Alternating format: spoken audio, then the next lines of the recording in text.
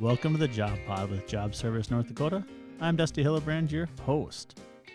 On today's episode, we're going to be learning about the Veterans Readiness and Employment Program through the Department of Veterans Affairs, or for those that might know, the VA. According to themilitarytimes.com, about 3 million veterans have served in either Iraq or Afghanistan since 2001. I'm one of those veterans. And so is my guest today.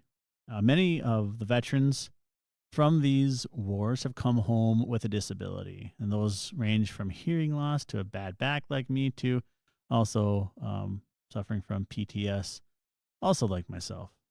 Wars are not anything new to this country, and back in 1918, Congress enacted the Vocational Rehabilitation Act, which provided disabled veterans with retraining so they could continue their lives with the disabilities they developed because of their involvement with the military.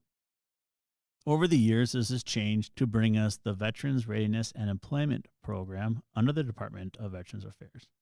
And today, my guest is retired Army Lieutenant Colonel Drew Nathan, who is an employment coordinator with the Veterans Readiness and Employment Program. Welcome to the Job Pod, Drew. Well, thank you very much for having us, or me. I would have had a counselor here with us, but she was unable to make it, but we can talk about that role as well. Yeah, we'll get there. And I think it's important that people know that, you know, what you do and what the counselors do, because it is different. It is. And so let's just start off. What is the Veteran Readiness and Employment Program? Okay. Well, first of all, I do want to sincerely thank you for your time that you're giving us to talk about the program.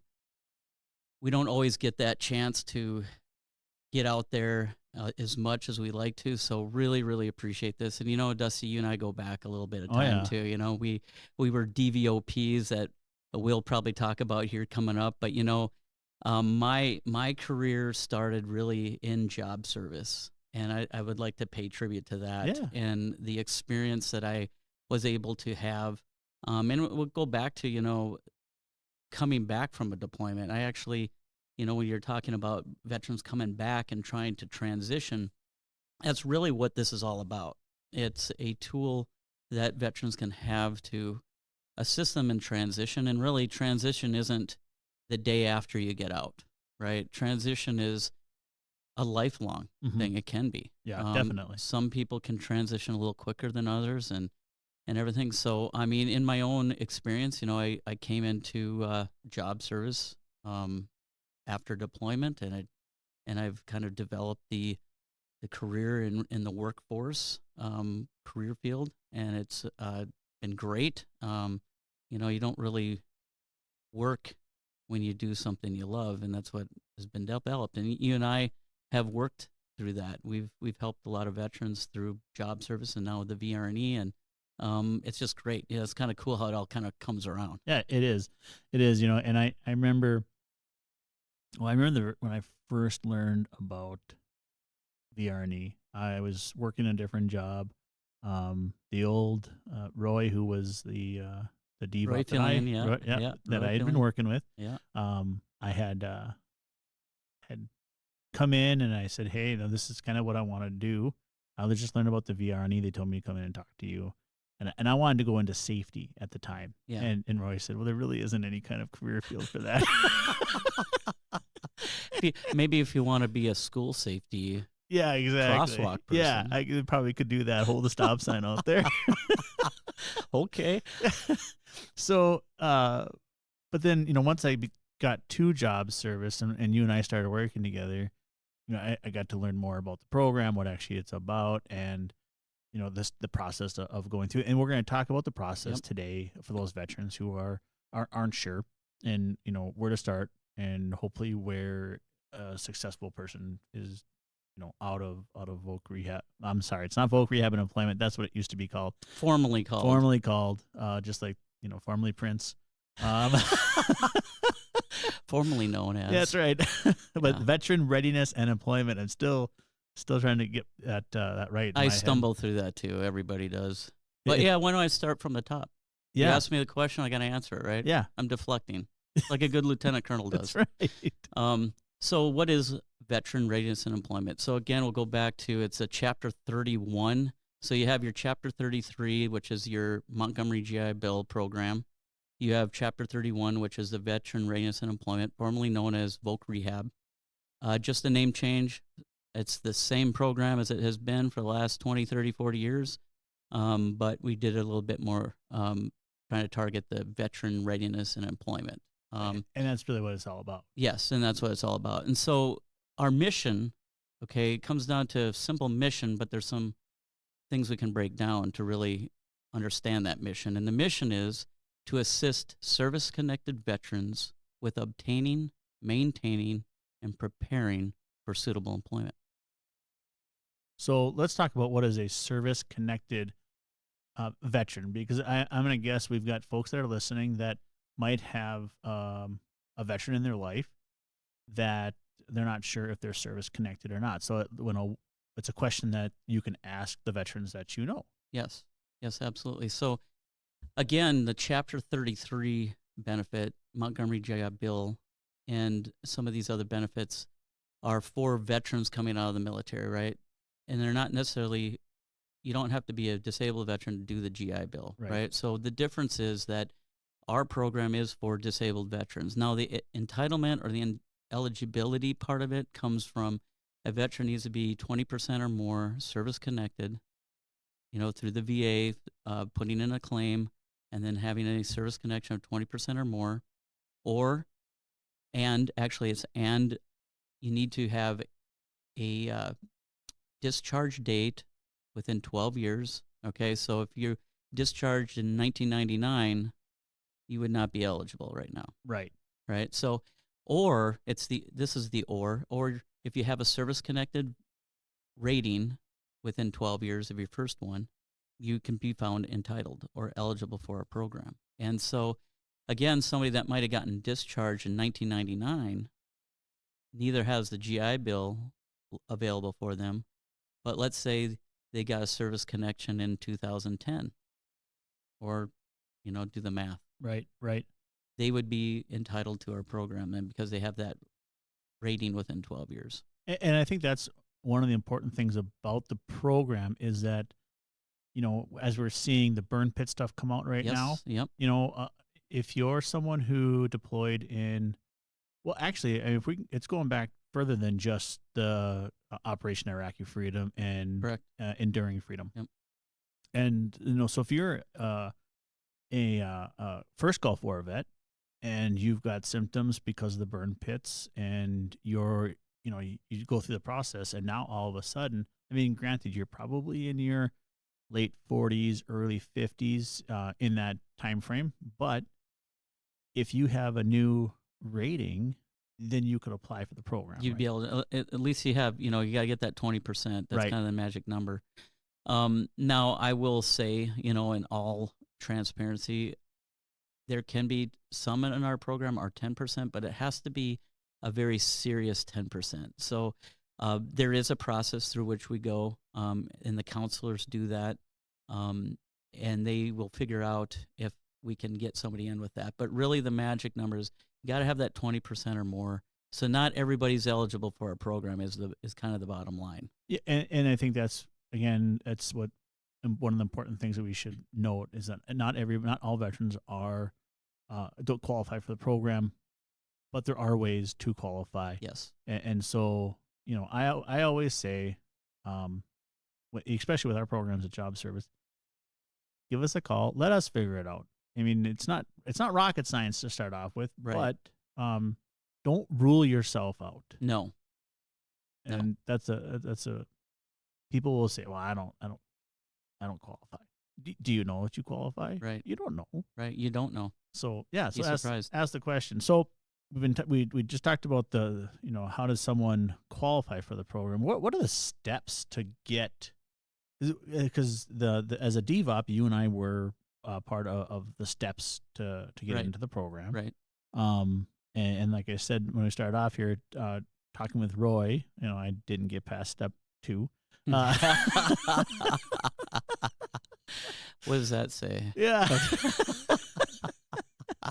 So, what if someone is interested? What are the steps for the program? Okay. So we'll talk about the application part. Yeah. And this is a 4-phase program. And I would like to kind of circle back and talk about what suitable employment means too. We can kind Yeah. of catch that in here. But so for anybody that wants to apply, they need to go to va.gov. Okay. When you pull up the page at va.gov, you'll see this little quad chart type of thing. And under the education block, you'll go to the bottom of that. I mean, there's like 3 or 4 links. The bottom link is, let's see, I'm trying to remember what that link is. It basically says obtain education benefit or whatever. So we do fall under an education benefit, but we're not an education benefit. And I'll get into that a little bit here too. But you click on that, and then on the left side of the web page, you want to look for Veteran Readiness and Employment.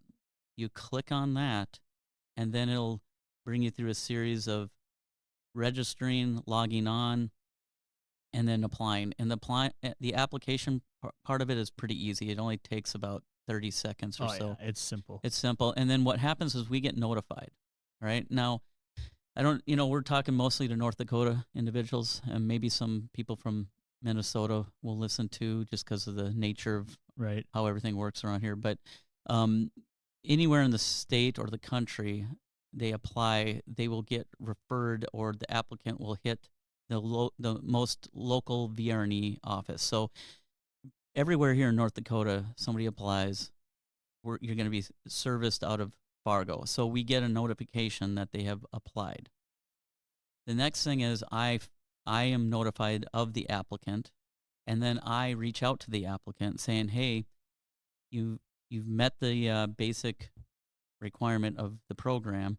Now I'm going to do what's called an orientation to the program. Now with the orientation to the program, there's some documentation that needs to be completed. It's not as easy as just that initial application. There is a series of things that we need to know, and these things that we need to know help with that determination of suitable employment. But once that is completed, then you are assigned a counselor. That counselor then will have what's called an intake. That intake then is for an assessment that goes on, and then the veteran is in the program, and then that's where the journey begins. Right. Okay, so let's talk, because you brought it up again. Let's talk about suitable employment. Okay. Yeah. So I want to be careful. I'm not trying to disparage any benefit, because you're a veteran, I'm a veteran. Right. We've used the benefits of the VA, and the VA has great benefits, but they're all different, right? And so I want to talk about differences, not which one's better or which one's, although our program does offer a lot, and then when you compare programs, we are the premier best program. And I'm not going to disagree with that at all. I don't know how I say we're the best. Yeah, I know. But anyway, but you have the GI Bill, okay? And so the GI Bill is a great benefit for education, right? That's an education benefit. And so the whole idea, the GI Bill approach is, here's some money, go to a school or a program that the GI Bill is certified with, and maybe you'll get a job, right? Okay, well, if I'm going for a job that doesn't really have a labor market demand, now I'm going to tie up GI Bill money and time, and then resulting in I've got this basket weaving degree and I can't even get a job now. So I'm not saying it's a bad approach. It's probably not the best approach to say I'm going to get a job based on education. Mm-hmm. So what our program is employment. So going back to our mission statement, to obtain, maintain, prepare suitable employment. So again, it's not just about employment. Okay, I can give you a shovel and you can go shovel gravel. But if you have a bad back, neck, and knee, or if it doesn't support being able to make ends meet, that might be employment, but it's not suitable. Right. Or I want to be an accountant, but I don't, or I want to be an engineer and I can't do calculus. Exactly. Yeah. By the way, I can. I can't. Well, maybe I can't. But anyway, um, so I kind of want to explain that that's the difference, and so we approach it differently. So we want to identify the employment first. And so the next process of the step is where job service comes in a lot of the times, where once they meet with the counselor, then they come see a DVOP of something, and they do what's called labor market Review, research, yep. or review. Yep. And this is where, like I said, we step in and we sit down with the veteran, and they give us at least 3 different choices of a career field that they want to go into. And like you said, we don't look at it as education. We look at it as employment. And so they have to, or when we look at the labor market information, the career path has to have employment at the end. Yes. Like you brought up basket weaving, and there are people who make money making baskets. Yeah, that's not a cut on basket weavers. No, not at all. It's somebody want to look up the labor market statistics on that. Is it growing? I don't know. I'm gonna say no, but no, you never know. But I like a good basket. Yeah, I do too. So like for instance, if you came into the office and you said, "I want to be a gas lamp lighter," all right? Mm-hmm. Okay. Yeah. And then, so what's your next choice? I want to be a CDL driver. Mm-hmm. Okay. What's your next choice? I want to be a dog walker. There you go. Okay. Outstanding choices. Outstanding. So gas lamp lighter at one point in our country's history, in the world's history, might have been a good choice for a career. Mm-hmm. The lamps need to be lit every night. Exactly. You're going to have a job. Safety, security. Not so much today. No. Dog walkers, while yes, there are people who walk dogs, and no cut on those dog walkers. It's a niche market. It's very niche. Probably we're not going to see a lot of growth in that. No. But right now, countrywide, we know that the demand for CDL drivers is exponential. Absolutely.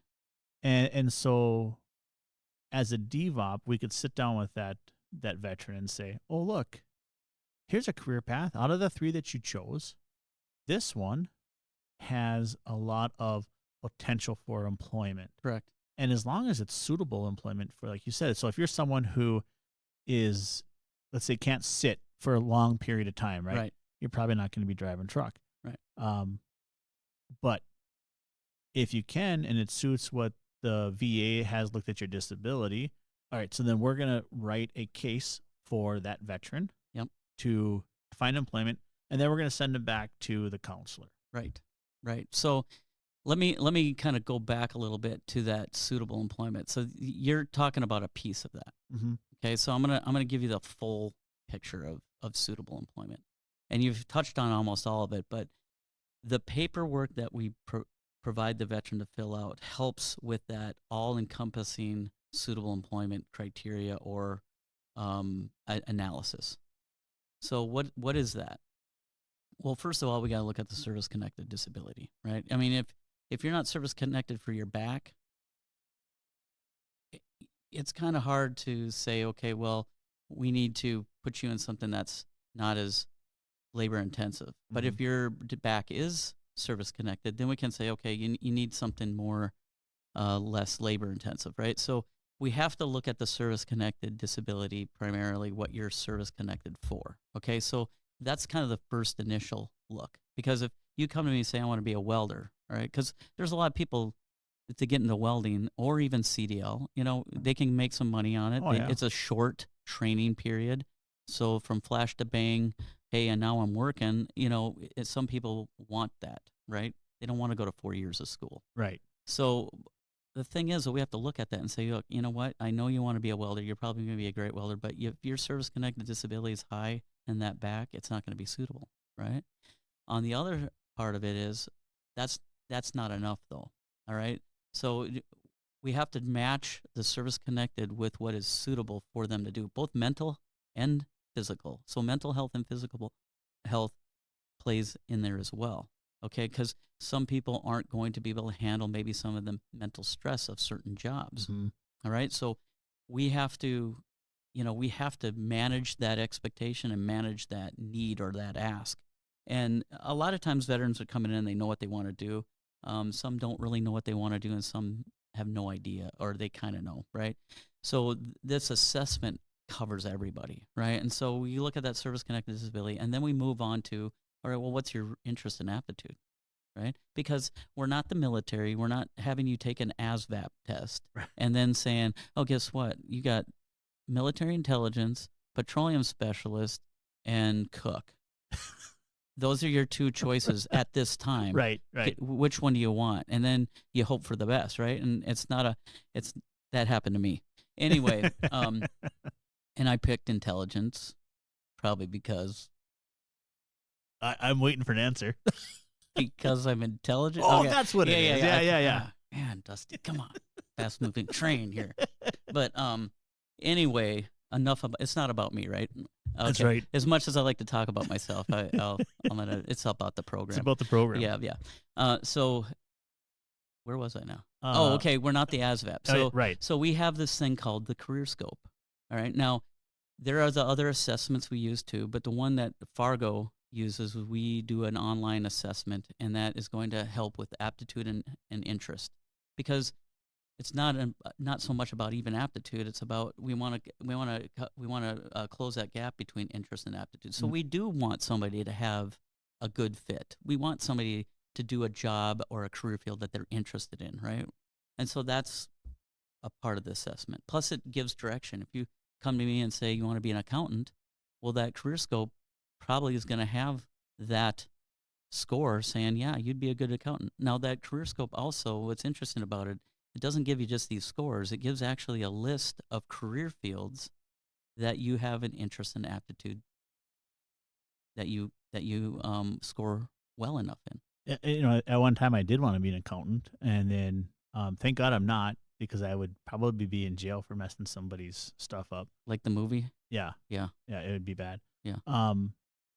But like you said, part of it, the veteran needs to be interested in it, because it's very easy to get disillusioned on a job that you just get. Like, you just walk in someplace, you take a job, well, you're there for a year or two, and then you leave. But that's not what this program is about. Right. It's about giving something that someone can build on, and find a career path that they can stay with, and then hopefully build those skills and maybe move up within that career path or whatever. Yeah. So I think that's a very important part of what you just said. Yeah. It has to be part of that interest for the veteran, because it's no good just, like you said, you give them 3 options, pick the least painful. Yeah. And then that it's not like that. So that's a really good, it's good to know that you guys are working with the veteran to see what's out there for them. Because like you said, I work with people in their 50s that have no idea what they want to do when they grow up. Yeah. And so then we have to work, like, what do you want to do? There's lots of options out there.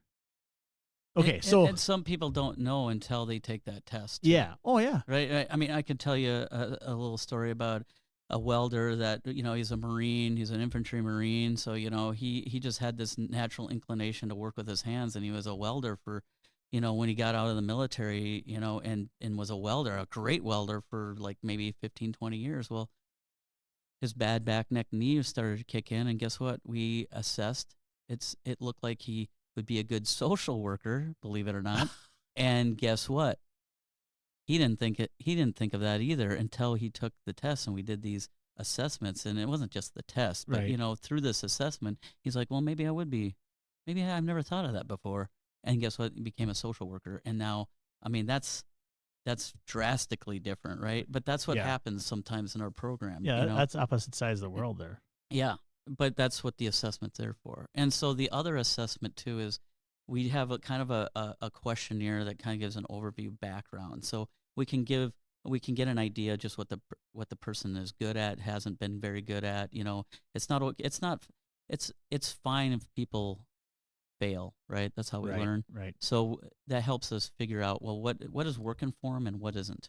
Again, we don't want to force a square peg in a round hole. Right. But We want to assess that too. So then we can also see what their education level is in the past, what their work history, what their military history, and all that stuff comes together to package up in this nice little pretty package to say, okay, you want to be an accountant, you want to be a CDL, you want to do whatever it is that is going to be a good fit and that you can do and it won't aggravate your service-connected disabilities, and that labor market comes back. All right, we like to have them pick. It could be 3 different job career fields. It could be all similar. That labor market, and again, that great collaboration we have with Job Service, that great collaboration that starts at the beginning, and this is what I want to also bring up. In North Dakota, we have the collaborative effort between the Workforce Center, Job Service, and VR&E, which starts from the beginning of the applicant, where the applicant gets that labor market review back to get them trained. But then at the end, on that 4th phase of our program, is job ready. And when they are trained and ready to go and hit that workforce, they have their degree, they have their license, they have their certification. Then we collaborate with Job Service, with the Veterans Employment Reps, the DVOPs, to help that veteran in the area that they live to then be placed in employment. And ultimately, the end state is employment, and that's the end state for success, that they have found, the veteran has found employment that is suitable and that they can, have a quality of life as well. So let's go back just a little bit, and the end goal, employment, a successful, making ends meet, like you just said. Well, let's talk about the different kinds of training that are available. You bet. For I'm glad you brought that up. For the veterans that Excellent are out question. there, because it's not a degree. Like you already said, you're trying to fit a square peg into a round hole. Not all training works for everybody. No, exactly, and that's good. And so we emphasize training, not education, again, because that covers everybody. All right, if you just want to get a CNA certification, like I just want to be a CNA, that's a 3-week certification course, right? Right. And you can hit the workforce and be gone and do great things. All the way to electrician. You only need 2 years of, or a diesel mechanic. You go to India CS, get your 2-year degree, and then boom, you hit the workforce. Or a 4-year degree in accounting or IT or whatever. All those things have different levels, and some require certifications, right? You don't necessarily need a certification in some career fields like you need in others, like IT or accounting. I don't know why we're going back to accounting. I don't know either. It's easy to talk about, but anyway, CPA. We can help with that. So it covers the wide spectrum of career fields. Our program does. So it's not always about 4-year degree. So don't think that as a veteran out there that you think you got to sign up for our program and we're going to now start looking at degrees, because sometimes people don't want to do that. Not everybody wants to be a teacher. Not everybody wants to be an accountant. Some people want their CDL, and that's just fine. Well, we've already kind of brought it. If welding is something that fits within suitable employment that's a 12 to 16-week course that, and as soon as you're done, you're employable. I mean, there's lots of welding jobs out there right now. CNA, LPN, RN. RN's a 2-year degree. LPN is like at 18 months, I think, depending on the program. Right. Or a BSN. Nurse practitioner. Yeah. I mean, it goes all the way up. All the way up, all the different levels. So there's different lengths, and if you're somebody who, like, the thought of going back to college at my age, you can't be over 35. Oh boy. Yeah, way over 35. Wow. No. I'm surprised. I didn't think. I do look like I'm a 56, so I wouldn't have guessed. But the thought of going back to school, it doesn't do anything for me. Like, right. I don't. If Job Service closed down tomorrow and I decided I am going to use the Veteran Readiness and Employment program, which I would qualify for today. Yep. I the thought of going back to school, just like to sit in the classroom for another 4 years to get my degree, to do something else, does not do it for me. But I would be very happy to sit down. Let's look at some of these certifications that are out there. Like my background, I have a little bit of IT background. Is there a certification that I Sure. can get so that I can go do IT? Like you're saying, we're not just trying to jam somebody into the hole here. You have the ability to kind of choose what you want to do and what fits what you are about. I keep thinking, and you just went back a few years back and got your master's degree. I remember you and I talking about that.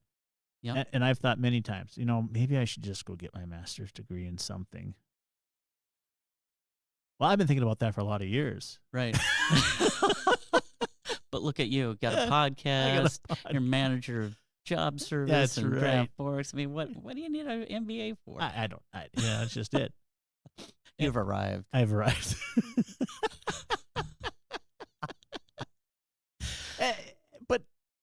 But there's other people who think, all right, I've been hoeing concrete for the last whatever. My back can't take it. My knees can't take it.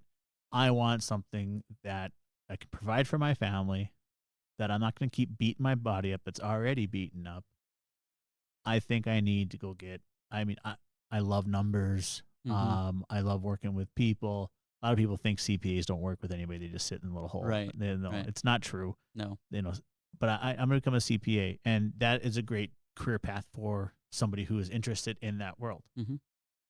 So, it's great that there's those options for those veterans. So, And it's assessed. yeah.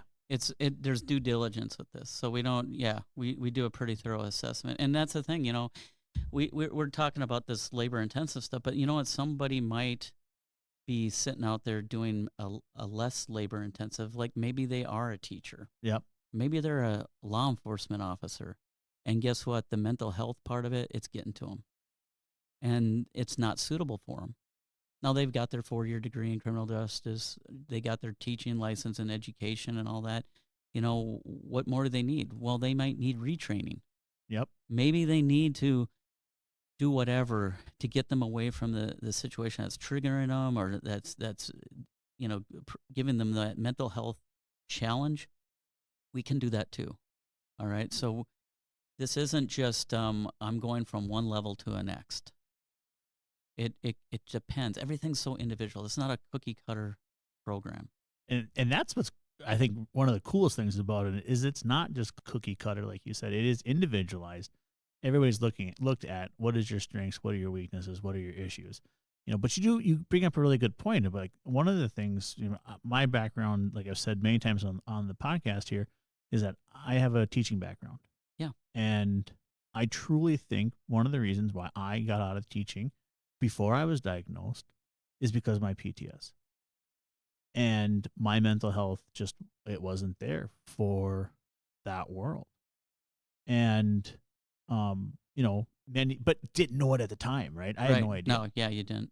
And so now, years down the road, and I'm like, oh, yeah, that makes sense. That is, the sirens are going off, lights or whatever. Makes sense. You know? And so that's a great point, because the world of law enforcement, let's just talk about law enforcement right now. It's a very tough. Yeah. Not only physically, but mentally, where, highs and lows every single day. And if you're triggered because of something that you see and it's constantly wearing you down, it's not good for that veteran who, mental health is very important, like you already said. It's not good for that veteran to be constantly in a mental health crisis situation. So what else can they be doing? What else can we do to alleviate some of that mental health strain? Right. And that's our program, yeah. Yeah, VR&E. VR&E, Veteran Readiness and Employment. Right. Chapter 31.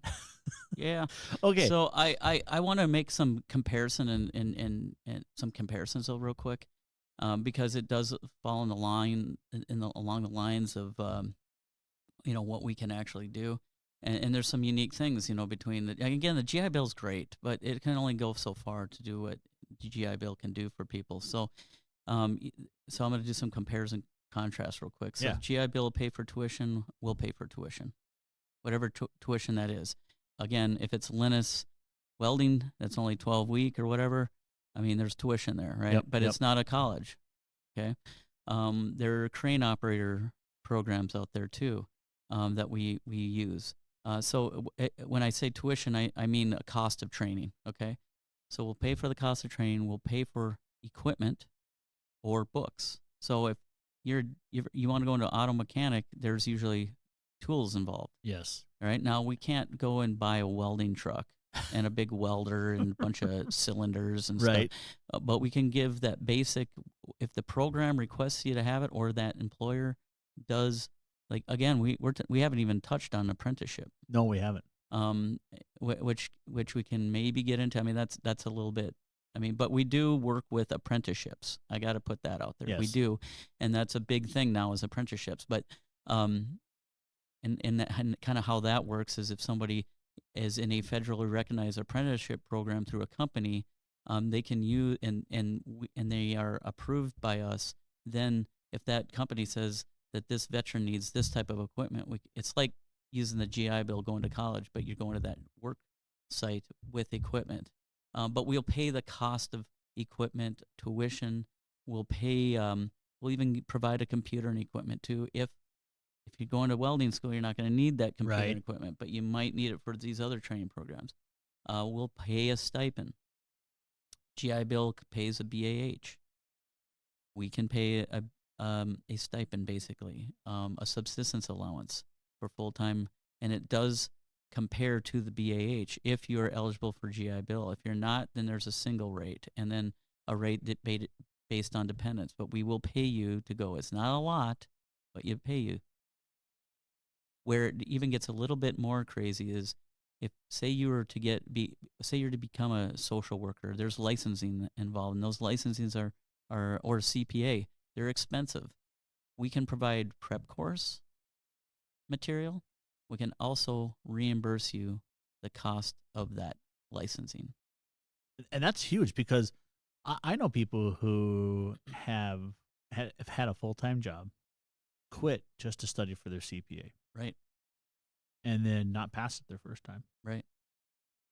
It's not very often that I've met a CPA that passed it their first time. Second time, yes, because they've already seen it, they know what to expect, but not the first time. And I think that's important that people understand that you guys are willing to help out with that because, like you said, some of this license stuff is very expensive. RNs, they pay a lot of money for that state board exam. And then, it has to come from someplace, right? So if you're going to school and you're only able to work a little bit of time. I remember when I student taught, I worked for a couple hours on the weekend because I was teaching the rest of the week, right? And I was teaching in a little town in North Dakota where there wasn't a whole bunch of stuff going on, and all I had time for was teaching. Thank God I was married, so I wasn't living in a. But but that's what it really comes down to. It's good that there's that help for those veterans, so they're not just sitting there on their own. Like, how am I going to get through this? Right. Yeah, and that's the thing. I gotta make it that we will reimburse that. So and you'll have to pay out of pocket for that exam or whatever, but upon passing it, we will reimburse. You gotta pass it. So study. Yeah, you gotta study. Do your due diligence. But yeah, I mean the program is pretty in depth. I mean there's some things we haven't touched on that, and I'll just say what. There's a lot there that we can do for someone who's a service-connected veteran. We want to help. Look into our program. Don't second-guess yourself. The other thing, too, some of you out there that are working through service-connected process, and make sure you're working with the county veteran service officer. Make sure you're working with the national service officers that the VA in the regional office. They're associated with the National Service Organization, VFW, DAV, North Dakota Department of Veterans Affairs, Minnesota Department of Veterans Affairs, and they will help with that service-connected process. It's much easier to go through the process with somebody advocating and working for you to get that process through. Okay, the VA is big. The VA has a lot going on. They can't always maybe make the most accurate decision right away. Right. And that's why you need those advocates that's their job. Okay. So sometimes the VA does get a little bit of a negative reputation for maybe, not giving the service connection that somebody's expecting. Well, it's not really, it's all about the person being able to accurately represent what they're doing and have it down on paper to get it service connected. But sometimes you can't do it on your own, and so you have people that can, and that's your way of doing it, because it's impossible to get it right the first time. It really is. Yeah, you make a good point. We've had veteran stuff on before, right? And one of the things that whenever I'm working with veterans, whenever I'm talking to veterans, I always make sure to tell them that you're not alone in this process. Yes. There's lots of us out there who have gone through this process. There's lots of us who can point you in the right direction. Like, don't come to me for to help you get service rated. But I'll tell you what, I will point you in the right direction to get service rated. Yes. And so, if you think that this is your service rating, you should be rated for an injury that you that happened while you were in the service, then yes, let's file for it. And then there's programs like this, like VR&E, that are available to you. Right. Okay, so let's go back, because I want to. You talked about 4 phases, right? Yeah. So what are the 4 phases? Okay. So the 4 phases kind of go like this. You're an applicant. Go through that applicant online application process. Then from applicant, we go into that orientation. I conduct orientation. So let's differentiate between an employment coordinator and a counselor. Oh, good point. All right, a vocational rehab counselor. So a vocational rehab counselor is a certified counselor that will work with the veteran to get them through the program. Okay, they're there with the veteran, going through, basically setting it up, the schooling, making sure the veteran is getting their payments, getting their books paid for. Any issues that happen maybe during school. Sometimes life happens when you start stuff. Oh, yeah, it does. And that's another thing too. I want to make sure everybody understands that if you commit to a 4-year degree or a 2-year degree or whatever, you don't have to do it in 4 years. That's right? good to know. There's some people that can't handle more than one class a semester at first. You and I have both worked with people, veterans just like that. That Yep. One class was their max. But they were happy to be in that class. But if you asked them to do any more, it wasn't going to happen. No. And if you pushed them, then they're not going to go. Right. And so we are a very compassionate, empathetic. Again, we're not the military. Right. You sign on the dotted line, you're doing 4 years, it better be done in 4 years. That's not how it goes. All right. So that counselor is there. Okay. What is a counselor? All right. A counselor is there to help you, get you through the challenges that come along with starting a program. All right. And so that's what that counselor is there. Counselors along the ride with that veteran for about 80 to 90% of the program. So the first phase is the applicant phase. With the orientation, I do the orientation. I make that connection, that rapport, and establish that trust with the veteran, explain the program, set the conditions, the expectations. After that, they go to what's called evaluation and planning, and that's with the counselor. So all this assessment and all this stuff that we talk about, putting it all together, the counselor and the veteran does that together. Once they develop a plan, an individual plan, and it's agreed upon with goals and objectives that are going to be met, that is the end of the evaluation and planning phase. The third phase is called rehab to employment. So rehab to employment is that training phase, however long it is, 3 weeks, 4 years, whatever. Once that veteran is completed with training, degreed, licensed, certified, whatever, they are now ready. They've got their mental health stable. They got their physical health stable. They're good to go. Now they're ready to enter the workforce. And that's the last phase, and that's the success phase. You enter the workforce looking for work related to the training we provided you, all right? And then upon completion of landing a job or placement for at least 60 days, then the veteran is considered successful. So that's the 4 phases. And those four phases make, I think, very good sense. Because, like you said, you start off 1, 2, and then you have that longer third, or it could be a short third, doesn't matter. Could be. And then that fourth is, hopefully the person's done, moving on, they're successful. Rehabbed, whatever we're going to call it. And, they've gotten through the process. Yes.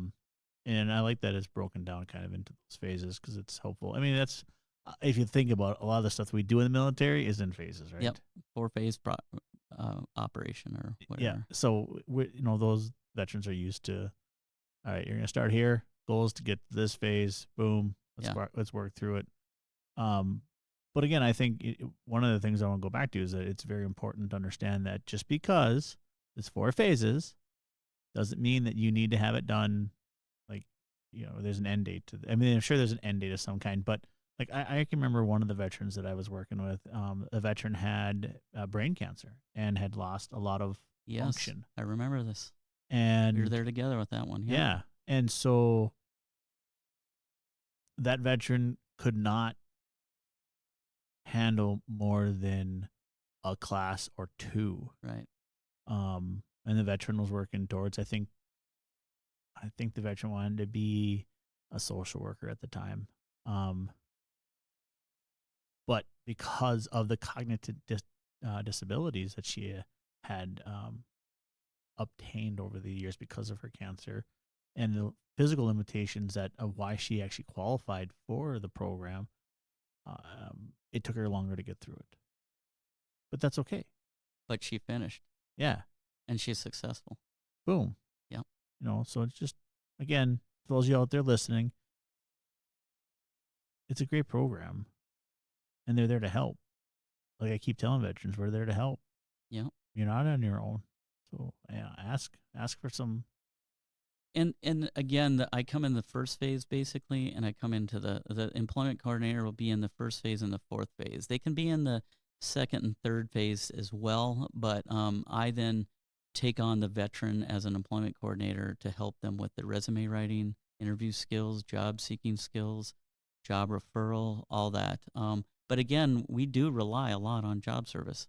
For the unemployed veteran leaving their training program that haven't found employment yet, because a lot of veterans will find employment before they graduate or about the time they graduate. So not everybody is coming out of that rehab to employment unemployed, but those that do, we refer to DVOPs. Yeah, and there's a whole network of DVOPs. Like we want to keep everybody here in North Dakota, obviously. Yeah. That's our goal, or at least Job Services goal. But as a DVOP, there's a whole network of disabled veterans outreach program specialists across this nation. And if someone is having, is getting trained here, but wants to move to, let's say Maine. I don't think I've ever had anybody move to Maine. What a great place. But I think of all the seafood I could be eating out there. I know, lobster. Oh man, don't get me started.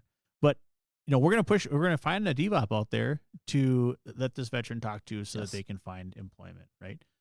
I think of some of the career paths that we have here in North Dakota. Like we have some flight paths that we have had veterans go through.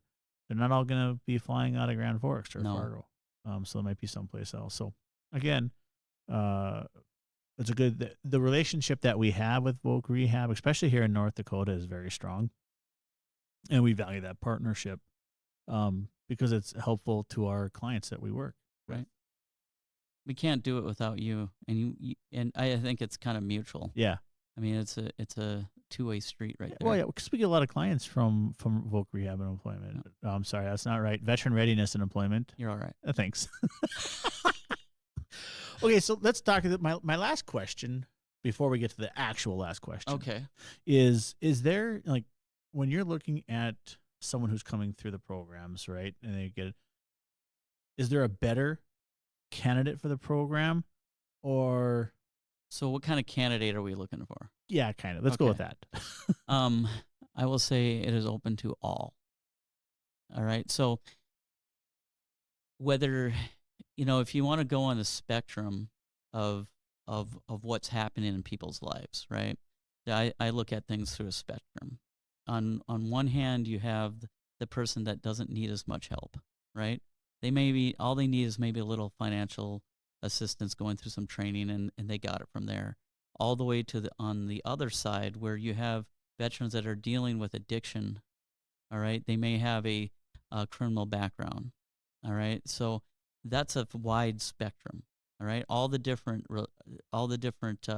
education experiences, all the different service experiences. It doesn't, all the kaleidoscope of people, right? We're here for all of them. Who's the best candidate? Doesn't matter if you're on one hand or the other. The best candidate is someone that wants to better themselves and they want to apply themselves and then find employment for themselves, their family, for the country, for the nation, whatever. But really, it doesn't matter. We can take the most squared away person to the person that's really struggling. It's all about attitude. It's all about heart. I mean, come on, we're all veterans. Right. If you can get through basic training, you should be able to get through a lot of things. Use those principles that you used back in basic training, and then some of you that have done some other crazy training. What made you get through that? A lot of obstacles you had to go over. Now you just need to get through the obstacle of whatever is handed to you right now. I think that is a great, honest to God, that's a great way to put it because, like you said, no one's on the same path. No. Everybody has their windy roads, or you might just have a straight path. But just because one person does and one person doesn't mean that this isn't a great program for them. You said that that was actually very well said, and I appreciate. Well, thank you. Yeah, you're welcome. I appreciate the way that you put that because I don't think I could have put it that way, honestly. Well, I think I've seen a lot. I know you've seen a lot with the people coming through, and the big thing is, I think we're both very passionate about this. I mean, I am. Yeah. I wouldn't be doing this for as long as I have, and it's something I love. And the greatest feeling is knowing that veteran is successful, right? That there's veterans that overcome a lot of things, and when they can, it's great. I mean, there's nothing better than that. And so that's why we're here. And, the saying is, I'm with the governor, I'm here to help. Right. That's true. It is true this way. It is true this way. Come this way. Okay, so the actual last question that I asked. Okay. Every Make it guest. Tough. You had a lot of softball questions, well, but okay. I know. This one's kind of softball. Okay. But it's going to make you think. All right. What is the one thing that the listener should take away from today's episode? Out of everything that we talked about, what's the one thing? Wow, that was not softball. I know. That was a crazy screwball sinker, whatever. Wow. Because there's just so much. I think it goes back to I'm going to go back to the transition. Okay, everybody is going through a transition, no matter what, and this is a chance for you to, as a service-connected veteran that can use our program. This is a chance, no matter where you're at, to get connected, and to use the resources at its full benefit. Okay, because again, going back to, we can refer you to other things. We know we're pretty well networked with other things. So whatever you need, we could probably find. And again, there's so many people out there that need help. Come to us. We're here to help. We're going to do what we can. All right. And it's the best program right now that's out there. Yeah, I have to agree. I do. I think, for a veteran who is hurting and doesn't know what the next steps are, you've been beaten down mentally or physically. This is a great opportunity to change your life trajectory. Yeah. And it's a great program, and that you're supported. And like you said, everybody is transitioning. We all transition differently. Like we said in the very beginning of the show, some people transition the next day and they're just on with their life. Some people have a hard time. Like, what is that next step? Mm-hmm. Because they've been in this for so long. And the Veteran Readiness and Employment is a great opportunity to help with that transition. So, yeah. Well, and the partnership we have with you too. I got to tell you, that's important for people to know. And I know there might be people outside the state that might end up listening to this. And I will say that North Dakota is a model of how the cooperation happens. All right. And we should really look at that model of just that ability to work together and be on the same page. And I mean, we're really as effective as we are with our counterparts. Yeah, no, and that's very true. And again, thank you for that, and thank you for the partnership that we have with you yourself and your team at the VA in Fargo here. Again, it comes down to we're here to help. Yeah, we're the government. We're here to help, both state and federal. You get the double whammy. Right. Well, thank you, Drew, for coming over and being on the Job Pod. Thank you. This was a pleasure. And an honor. More of an honor. Thank you. I appreciate that. And for those of you out there listening, I'm telling you, if you know a veteran that might be qualified, or you don't know, ask the veteran. Ask them, hey, do you know about this program, Veteran Readiness and Employment? And it might just change the veteran's life. And maybe your own. Who knows? Thanks for listening.